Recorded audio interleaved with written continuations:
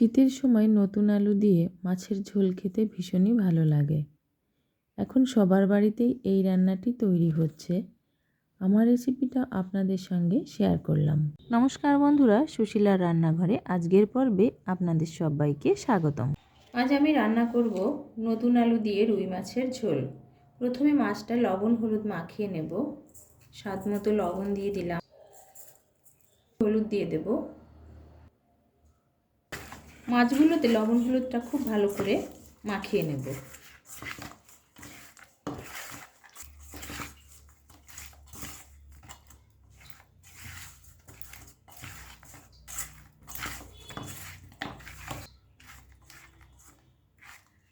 মাছে লবণ হলুদ মাখিয়ে নিয়েছি, এবার মাছটা ভেজে নেব।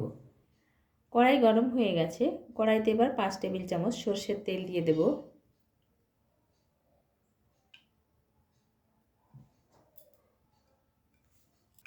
গ্যাসটাকে এবার হাই ফ্লেমে রেখে 5 থেকে 6 মিনিট মাছগুলো ভেজে নেব।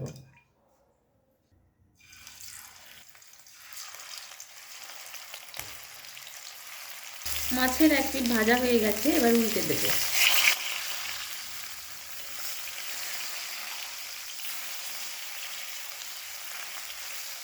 মাছ ভাজা হয়ে গেছে, এবার একটা পাত্রে তুলে নেব। বাকি মাছগুলোও লাল করে এভাবে ভেজে নেব। সমস্ত মাছগুলো ভাজা হয়ে গেছে, এবার একটা পাত্রেই তুলে রাখবো।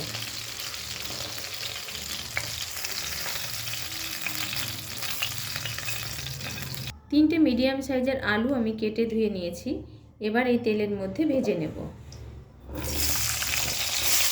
গ্যাসটাকে এবার মিডিয়াম ফ্লেমে রেখে 5 থেকে 6 মিনিট আলুগুলো ভেজে নেব। আলু ভাজতে ভাজতে সামান্য পরিমাণ হলুদ দিয়ে দিলাম, আর দিয়ে দিচ্ছি খুব সামান্য পরিমাণ লবণ। আলুটা ভাজা হয়ে গেছে, এবার একটা পাত্রে তুলে নেব।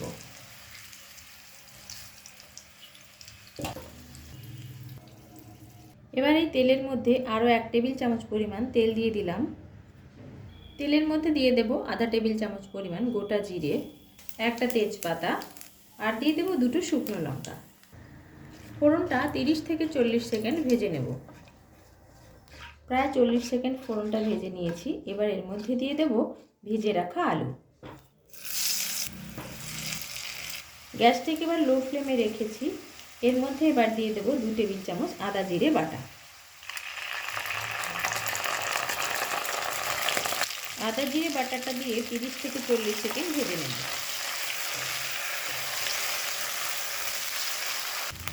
আদা জিরে বাটাটা দিয়ে বেশিক্ষণ ভাজলাম না, প্রায় 40 সেকেন্ড ভেজে নিয়েছি। এবার এর মধ্যে দিয়ে দেব 5টা কাঁচা লঙ্কা বাটা।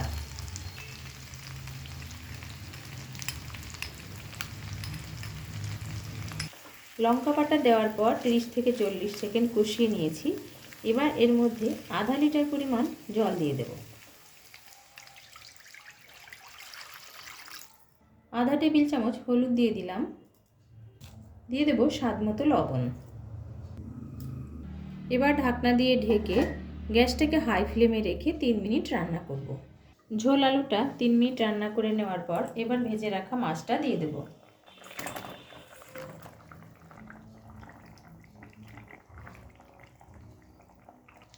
মাছগুলো একটু উল্টে দিলাম।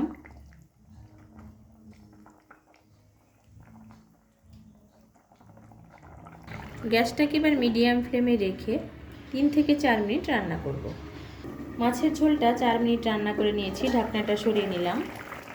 আলুটা খুব সুন্দরভাবে সেদ্ধ হয়ে গেছে। মাছের ঝোলটা নামিয়ে নেওয়ার আগে আধা টেবিল চামচ ভাজা জিরের গুঁড়ো দিয়ে দেব।